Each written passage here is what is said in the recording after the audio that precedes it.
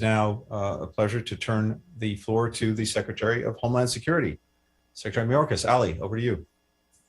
Secretary Blinken, Tony, thank you so much for leading this effort on all of our behalves. In early 2019, the Baltimore County Police Department requested help from special agents of our department's Homeland Security investigations. The police were investigating a local robbery that led them to a very dangerous perpetrator of sex trafficking and drug distribution. The suspect was creating and using drug dependency as a tool of coercion and manipulation, forcing his victims into the sex trade from which he profited. Our federal agents worked with the local police, tracked the offender, interviewed witnesses, and executed electronic search warrants on social media platforms. 8 victims were identified, all of whom struggled with the drug dependencies their trafficker had cultivated. We built the case together. As we did so, our victim assistance specialists provided support to the victims. They connected them with addiction services, coordinated appearances at trial, arranged for their testimony, and communicated with the families. 2 months ago, the trafficker was convicted and sentenced to 30 years in prison. Our team continues to work with the survivors to move them into a safe, secure, and stable living environment. We did this all in partnership with the Department of Justice, the Department of Health and Human Services, and our other federal and community partners.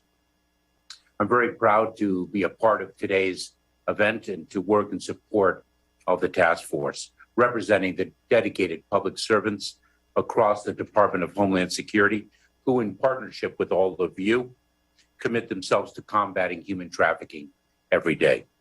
We do so because we understand profoundly that the dignity of every individual must be protected and every individual deserves safety. Tony, once again, thank you for your leadership, and we're grateful for the President's leadership and direction, including through his creation of our interagency task force. We in the Department of Homeland Security do a lot to fight against human trafficking. During this past year, ICE's Homeland Security investigations made more than 2,360 human trafficking arrests and assisted more than 728 victims. U.S. Citizenship and Immigration Services approved 559 T visas for victims of trafficking. Customs and Border Protection seized more than 1,550 shipments containing nearly $500 million in merchandise linked to forced labor overseas, a 9-fold increase over the previous year. Just yesterday, in our role as lead agency of the Forced Labor Enforcement Task Force, the department launched implementation of the Uyghur Forced Labor Prevention Act, calling for public input on how to best ensure that goods produced in whole or in part by forced labor in the Xinjiang and elsewhere in China are not imported into the United States. Earlier today, I designated a senior accountable official to prevent human trafficking in all DHS contracts and acquisitions. All of these efforts speak to 2 foundational principles. First is the importance of combating human trafficking using a victim-centered approach across our policies, programs, and activities. This is not only the right thing to do, it also enables law enforcement to better detect, investigate, and prosecute the traffickers. The second principle is partnership. DHS is fundamentally a department of partnerships.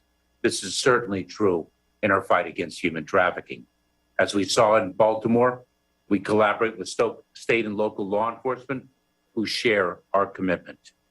Through the DHS Blue campaign, we deepen these partnerships with state, local, tribal, and territorial governments. Every day, we work directly with victims and non-governmental organizations, and we're proud to partner with all of you. Tony, thank you again. Ali, thank you very, very much. And thank you for making this really a whole of DHS effort, as we're hearing from what you shared with us today.